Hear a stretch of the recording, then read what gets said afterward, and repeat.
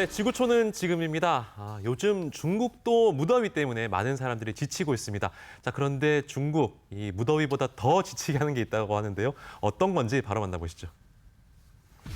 자, 무더위에 지친 사람들이 시원한 여름을 보내기 위해서 찾은 이곳. 고무보트에 올라서 물길을 통과하면 더위가 싹 가시겠지요. 자, 그런데 한 번 더 타고 싶어도 요거 한번 보세요. 반나절 이상 기다려야 합니다. 아니 어디 피난 가시는 거? 더위 피하려고 왔다가 더위만 더 먹고 갈 지경이지요. 대단하지요? 한 번 타기 힘드네요. 피서 인파가 몰린 건 여기뿐만이 아닙니다. 장쑤성 난징의 워터파크인데요. 물보다 사람이 더 많습니다. 폭염이 지속되면서 전국 물놀이장이 정말 인산인해였다고 하는군요. 물이 안 보이네요. 아우 더워. 물의 빛깔 때문에 초콜릿 강이라는 별명으로 더 잘 알려진 캐나다의 패티코디아 강. 밀물때가 되면 엄청난 양의 바닷물이 강의 흐름을 막고 거꾸로 치솟아오르는 장관이 펼쳐집니다. 한 서퍼가 1m 남짓의 파도를 잡아타고 멋진 서핑 실력을 발휘하는데요. 신비로운 자연현상과 서퍼의 모습이 환상적이군요. 다시 중국으로 가보겠습니다. 옌타이시인데요. 잘 보세요. 안개가 자욱한 스카이라인을 따라서 아파트 단지와 우뚝 솟은 크레인들 분명히 보이시지요? 네. 보이시지요? 자, 그런데 저거 만질 수도 없고 형체도 없는 신기루입니다. 아니 보이는데요? 가짜예요. 신기루는 지면과 상공의 기온차가 크고 불안정한 대기층에 빛이 굴절되면서 물체가 실제 위치가 아닌 엉뚱한 곳에서 심지어 공중에서 목격되는 현상인데요. 이날 신기루 새벽 6시경 건너편 아파트에 거주하는 현지 주민에 의해 발견됐습니다.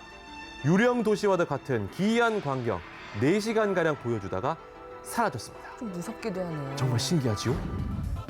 미국 캘리포니아 대학교 기계공학과 연구진이 바퀴벌레처럼 재빠르게 움직이고 강한 생존력도 갖춘 초미니 로봇 코크로치의 시제품을 공개했습니다. 바퀴벌레. 길이가 1cm 정도밖에 안 되는 코크로치. 교류 전압을 이용해 초당 7cm를 이동할 수 있다고 하는데요. 로봇의 표면을 부드럽고 신축성 있는 소재로 제작해서 로봇 무게보다 100만 배나 더 무거운 사람이 밟아도 끄떡 없다고 합니다. 연구진은 바퀴벌레의 생체 움직임을 모방해서 이 로봇을 설계했는데요. 이번 프로젝트는 좁은 공간 탐색이나 재난 구출 작업에 활용 가능한 로봇을 개발하기 위해서 시작됐다고 합니다. 자, 이 남성 잘 보세요. 냉장고를 협곡 아래로 던졌습니다. 아니 뭘 저기다 버려요? 이 남자의 이 나쁜 이 행동, 과연 어떤 결과를 가져왔을까요? 자, 스페인 경찰이 5천만 원이 넘는 벌금과 함께 자, 당신 던진 냉장고 직접 가지고 올라오세요라는 기발한 처벌을 내렸습니다. 절자 해지. 대단하지요? 눈에는 눈, 이에는 이. 쓰레기 무단 투기 절대 하지 말아야겠지요? 버리지 마세요.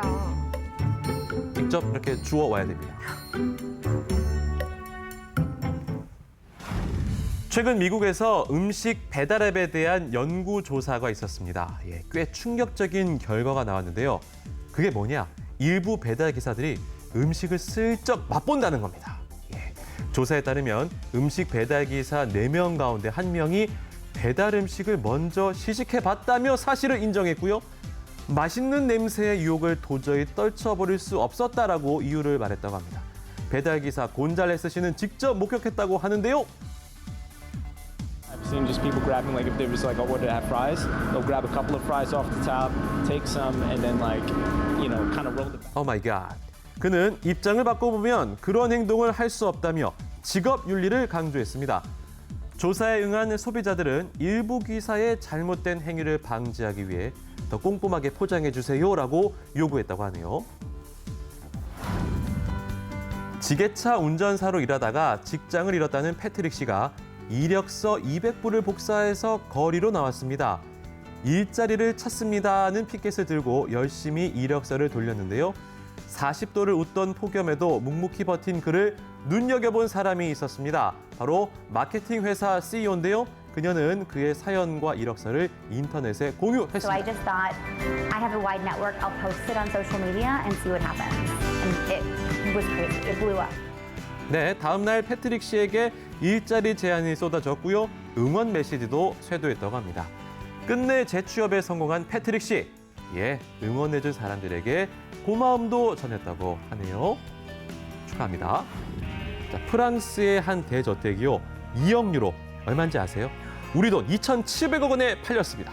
대단하지요? 어떤 저택이길래? 프랑스 니스와 모나코 사이 생장 카프레라 반도에 있는 200년 된 저택인데요. 침실이 몇 개냐? 14개. 내부는 어떠냐? 화려한 실내 장식 그리고 최고급 가구. 20여 개 온실에 15,000여 종의 식물이 자라는 정원도 이 저택의 자랑입니다. 근데 주인이 누군지는 공개되지 않았다고 합니다. 개인적인 용도로만 사용하겠다고 밝혔다네요. 관리비가 엄청 들겠어요. 네. 불가리아의 한 호숫가에 집불을 엮어 만든 듯한 길이 14m의 배 한 척이 시선을 끕니다. 단순한 야외 전심을 갖지만 수천 년 전 고대인들도 대서양을 건너 해상 교역을 했다는 걸 증명하고자 1300km 대장정에 나설 아보라 4호인데요. 독일과 미국 등 5개 나라 고고학자와 모험학자로 구성된 국제탐험대가 고대 이집트 벽화에 등장하는 선박 그림을 바탕으로 이 배를 제작했다고 합니다. 선박 재료로 역시 고대인들이 그랬던 것처럼 1년 전 미리 수확한 파피루스 갈대와 나무로 만들었습니다. 앞서 2017년에도 아보라 3호를 타고 대서양 횡단에 도전한 적이 있는 국제탐험대. 불가리아 바르나 항구를 출발해 에게해를 거쳐 그리스 아테네로 1차 항해에 나설 예정이라고 합니다. 지금까지 지구촌은 지금이었습니다. 네, 이번에는